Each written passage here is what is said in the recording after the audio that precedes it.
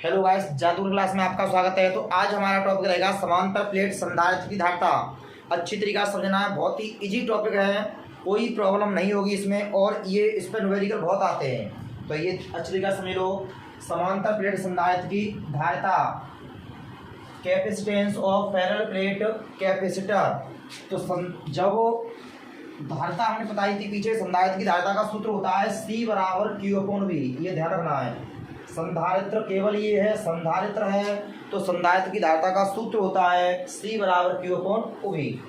लेकिन इसमें बात है समांतर प्लेट, तो इसमें हम दो प्लेट लेंगे इस तरीका से। यह है X प्लेट और यह है आपकी Y प्लेट। ये कुछ दूरी पर रखे गए हैं, इनके बीच की दूरी मान लो D। अब जब हम X प्लेट को, X पीछे संधारित्र का हमने सिद्धांत बताया था, तो उसमें ये था जब हम एक प्लेट को हम धनावेश देते हैं तो दूसरी प्लेट के अंदर की ओर ऋणावेश उत्पन्न हो जाता है और बाहर की ओर धनावेश उत्पन्न हो जाता है।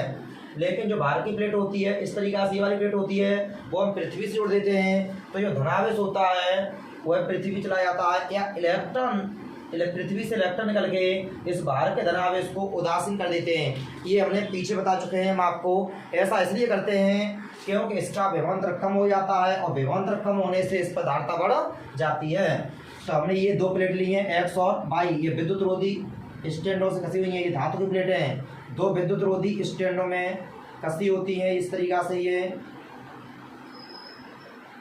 विद्युत रोधी, इसमें यहाँ पर करंट नहीं आएगा। ये दो विद्युत रोधी स्टैंडों में कसी हुई है।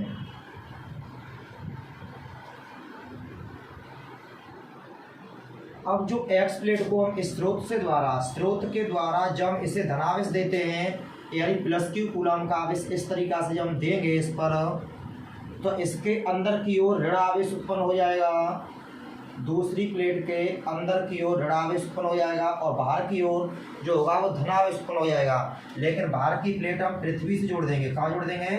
पृथ्वी से। बाहर की प्लेट पृथ्वी से जुड़ी होने के कारण अब जो यहाँ से इलेक्ट्रॉन जाएंगे वो इस धनावेश को क्या कर देंगे? उदासीन कर देंगे। यानी ये मान लेंगे ये धनावेश होगा वो कहाँ चला जाएगा? आपका पृथ्वी चला जाएगा। अब ये धनावेश, जब हमने इसको धनावेश दिया है तो इसके अंदर क्या उत्पन्न होगा? विद्युत क्षेत्र उत्पन्न होगा, क्योंकि धन प्लेट है और एक दूसरी पर जो आवेश है वो कितना है? ऋणावेश है। तो इनके बीच में विद्युत क्षेत्र उत्पन्न होगा जिसकी दिशा होगी धन से ऋण की ओर। इस तरीका से धनावेश से ऋणावेश की ओर है ये विद्युत क्षेत्र की दिशा। अब इनके बीच में विभवांतर भी उत्पन्न होगा, क्योंकि धनावेश दिया था, इस पर विभव उत्पन्न हुआ था, लेकिन इसके कारण क्या होगा? इसका ये विभवांतर विभव कम हो जाएगा, यानी विभव में क्या हो जाएगा? अंतर। विभव को अंतर को ही क्या बोलते हैं? विभवांतर। इनके बीच की दूरी क्या है? D है। इनके बीच विभवांतर मान लिया हमने कैपिटल OV। इसकी भाषा देख लो। माना दो धातु की दो प्लेटें X और Y हैं जो दो विद्युत रोधी स्टैंडों में कसी होती हैं। X प्लेट को स्रोत द्वारा जब प्लस की कूलम का आवेश देते हैं तो Y प्लेट के अंदर की ओर ऋणावेश उत्पन्न हो जाता है और बाहर की ओर धनावेश उत्पन्न हो जाता है। लेकिन बाहर की प्लेट पृथ्वी से जुड़े होने के कारण पृथ्वी से इलेक्ट्रॉन निकल के इस धनावेश को उदासीन कर देते हैं। इतनी बात लिखनी है। प्रत्येक प्लेट का क्षेत्रफल है A और आवेश का पृष्ठ घनत्व मान लेंगे सिग्मा। लेकिन ये ऋण की है तो आवेश का पृष्ठ घनत्व यहाँ पर ऋणात्मक होगा, ये धन की है तो यहाँ पर क्या होगा? धनात्मक। क्षेत्रफल दोनों का समान होगा। तो इतनी भाषा लिखनी है और कुछ ज़्यादा नहीं लिखना है इसमें। भाषा समझ लो एक बार और।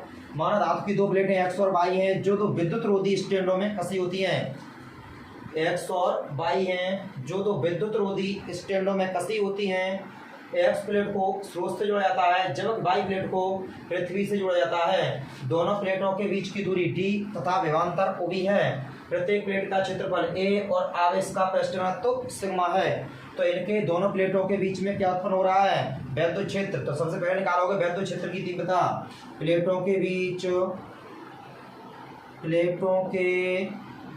विद्युत क्षेत्र की तीव्रता, विद्युत क्षेत्र की तीव्रता सूत्र होता है प्लेटों के कारण E बराबर sigma upon epsilon not. E बराबर सिग्मा अपॉन एप्सिलॉन नॉट। लेकिन आवेश का पृष्ठ घनत्व सिग्मा बराबर होता है Q अपॉन A। सिग्मा बराबर सूत्र होता है Q अपॉन A। यहाँ पर Q अपॉन A रखोगे तो ये हो जाएगा E बराबर Q upon A epsilon not. अब वो तीव्रता निकालने के बाद में इनके बीच में क्या उत्पन्न हो रहा है? विभवांतर। तो अब निकालोगे प्लेटों के बीच विभवांतर। प्लेटों के बीच विभवांतर सूत्र हो जाएगा आपका O B बराबर E इंटू डी। ये कहाँ से आया है? E बराबर O B अपॉन डी से। E वैद्युत क्षेत्र की तीव्रता है, O B क्या है? विभवांतर। तो यहाँ से E बराबर O B अपॉन डी से O B का मान हो जाएगा E D। तो प्लेटों के बीच विभवांतर हो जाएगा O B बराबर E into D. O B बराबर E का मान यहाँ उठा के रखोगे तो Q upon A epsilon not into D.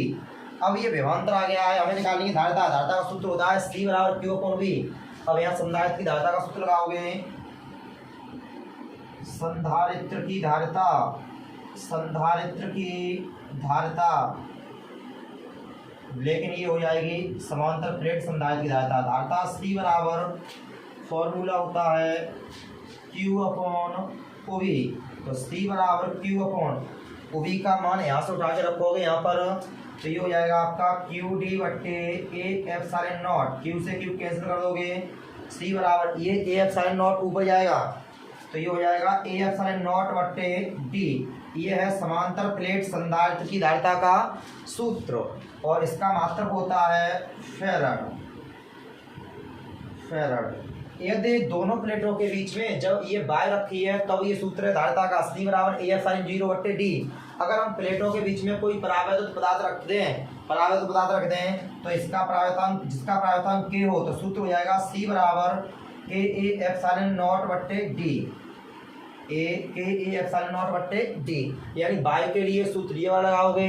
अगर माध्यम दिया हो तो उसका सूत्र परावर्तन के लिए के ए एप्सिलॉन नॉट बट्टे डी, जहाँ के क्या है? परावैद्युतांक, परावैद्युतांक, और ए क्या है? क्षेत्रफल, प्लेटों का क्षेत्रफल है ये। एप्सिलॉन नॉट होती है निर्वात की वैद्युतशीलता, निर्वात की वैद्युतशीलता, और डी है प्लेटों के बीच की दूरी, प्लेटों के बीच की दूरी। तो ये बहुत ही इंपॉर्टेंट टॉपिक है, ये डेरिवेशन है और इस पर जो न्यूमेरिकल आते हैं इस बार इस सूत्र पर क्या आएंगे? न्यूमेरिकल आएंगे।